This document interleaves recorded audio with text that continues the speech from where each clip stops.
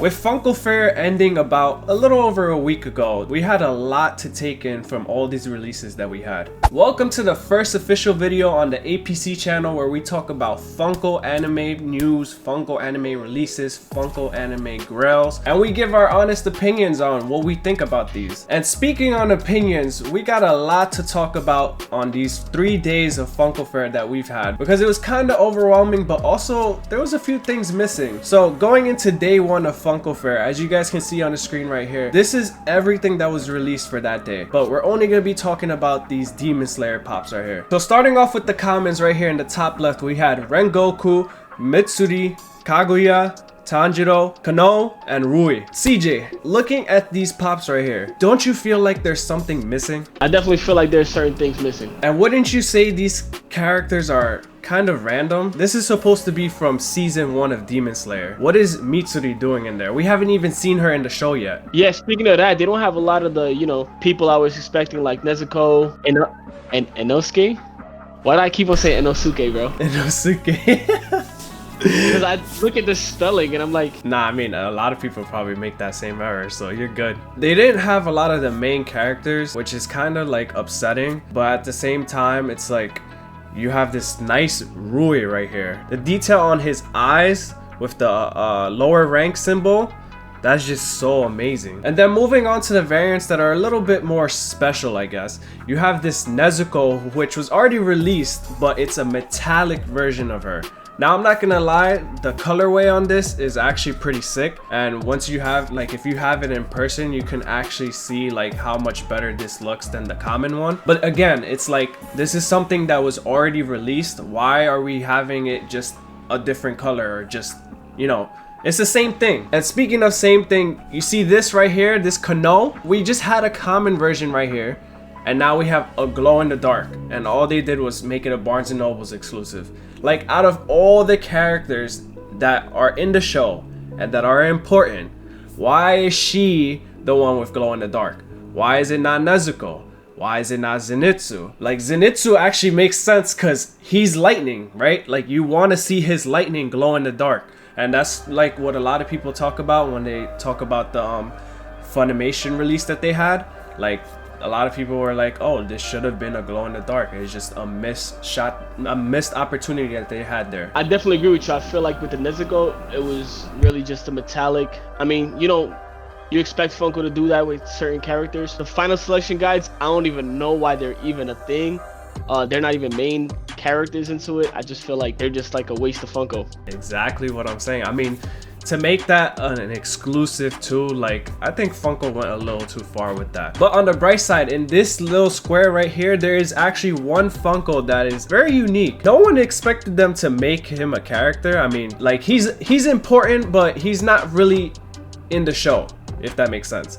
And that's Tanjiro's father, Tanjiro. So look at the details that they have for this Tanjiro that they made. I mean, it's so amazing. Like, even just looking at his robe, like, you can just see the little things that they implemented to make this pop really unique. And to have this much put into a character that's not really in the story right now is just kind of like, what are you guys doing? I mean, I don't know. I feel like this Funko right here, just focusing on this character that's not really in the story right now, it just doesn't make sense to me. I feel like for the heavy Demon Slayer fans, they're gonna really love this Funko Pop. Not only is there heavy detail with it, nice pose, but I believe that Tanjiro was a really important character. You make a point there, but speaking of fire breathing, I feel like they did miss the opportunity to make this a glow in the dark. I mean, seeing that would have been so sick. Maybe my opinions would have shifted if I saw something like that. Overall, I still think this pop is nice and I would get it for myself. It just didn't make sense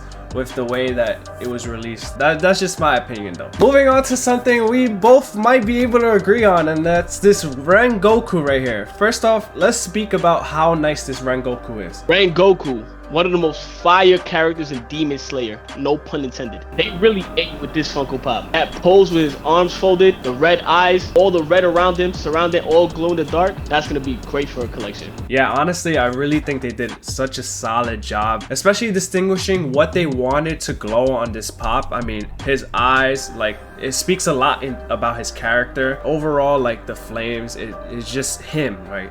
Like, rest in peace every Fire anime character. Like, it's just Donut Renku Goku. Honestly, this pop right here is an A in my book, and there's one reason why I don't say an A+, and that's because it's a Walmart exclusive. Something of this caliber, right? So important to the show, so important to the fans. Why did you make it a Walmart exclusive? Why not Hot Topic? Why not Chalice? What? Walmart? Walmart, bro. I didn't even like, the good thing is that when you guys order this, they actually give you no option, but you have to take the pop armor with it. That was the only way that you can check this out on Walmart. And it shows value. Like, it shows that, yo, we're gonna send you your stuff and it's gonna come nice and neat for you. So at least they had some type of respect for Rengoku, but come on. Yeah, man, that Walmart sticker, not too appealing to me. So now we move into day 2, and wow, like, if you were a One Piece fan, this was like the best day for you, because they really hit us with a lot of things. Yeah, man, we have the long-awaited Zorojuro that I have been waiting for years to come. We have one of the new members, Jinbei, along with a Chase variant. We have King of the Beasts, Kaido, looking badass, along with his fellow Emperor, Big Mom. And going along with them two Emperors, looking at somebody to dethrone them and become King of the Pirates one day, we have Snake Man, Gear 4, Luffy. Yeah, and this doesn't stop there, because right here we have Child Big Mom, we have Sabo Mask Sanji, we have Luffy Gear 2 with a chase, by the way. These all have chases. And then lastly, we have Red Hawk Luffy. Funko really gave Luffy a lot of variants finally. He's such a big character in the anime verse, and it's about time Luffy was catching up with Naruto and Goku on the Funko line. And then in this box over here, it gets better, because we have Odin, we have Big Mom with friends, we have Buggy the Clown, and Zoro, and lastly the metallic version of Snake Man Luffy, just like they did for the Gear 4 one. I love that Buggy the Clown. Like I said, they hit every single detail on that. Same thing with the Zoro and Enma. I love that we finally have an Odin Funko Pop, being that Wano is one of the biggest and longest arcs in One Piece. The only one thing that I would ask more Funko to do is if we had an Odin Chase variant, maybe of him dancing, showing his characteristics, showing his personality.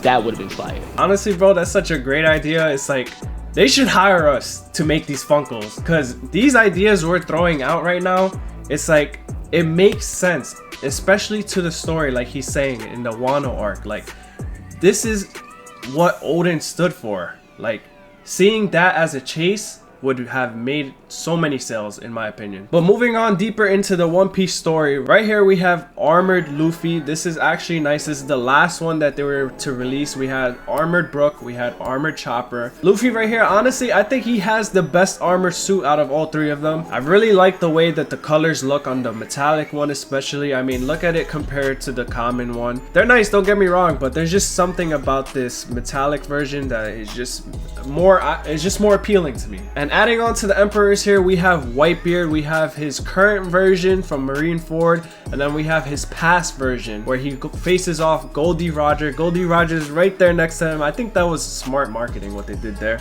They released both of them because they know that they had a huge battle in the past. But both of these pops, they look nice, except the Goldie Roger, I feel like they could have done a little more work on that chase. I mean, just putting a hat on him, come on, like, you're gonna call that a chase? There's not really anything different. I'd rather just, you know, have the regular one and call it a day. Now we have the 4-pack here, including Jinbei, Luffy Taro, Zorojuro, and Sabo. Now my first glance at this 4-pack, I'm here thinking that this is Sanji over here. I like how the rest of the three have their Wano fits on, and it's looking like it's gonna be like a little Wano themed 4-pack. But that's not what it is. The only thing throwing me off is that they have Sabo here. That has nothing to do with the rest of the three. And the only thing they switched up over here is they took the pre-release Sabo and they just made it glow in the dark. I mean, we talked about it so much already. Do we really gotta say it again? This is just Funko doing their thing. they couldn't make enough sales, I guess, and they just decided to throw it in. And last but not least, we have Ace here. What a way to commemorate his memory. And for this to be the first manga cover pop that they've ever released. I mean, you guys seen how the comic ones look with Batman and all of that, but manga and One Piece and then Ace, I think they did a really good job with this. And it's not actually the same Funko that was released for Ace before. We went over that. He's actually doing a different pose in this one, but the Wanted poster overall looks so clean in this pop. I would literally just get it because of that. Like, it just looks so nice, and with the way that the Funko's in front of it, it's pretty nice. Overall, I feel like Funko did a good job bringing light to all of these characters, but at the same time, I wish they would have added a little more important characters. Some people that I wish they added to the Funko list would be Akainu, Aokiji, Fujitora, and Sengoku with the little bird on his head.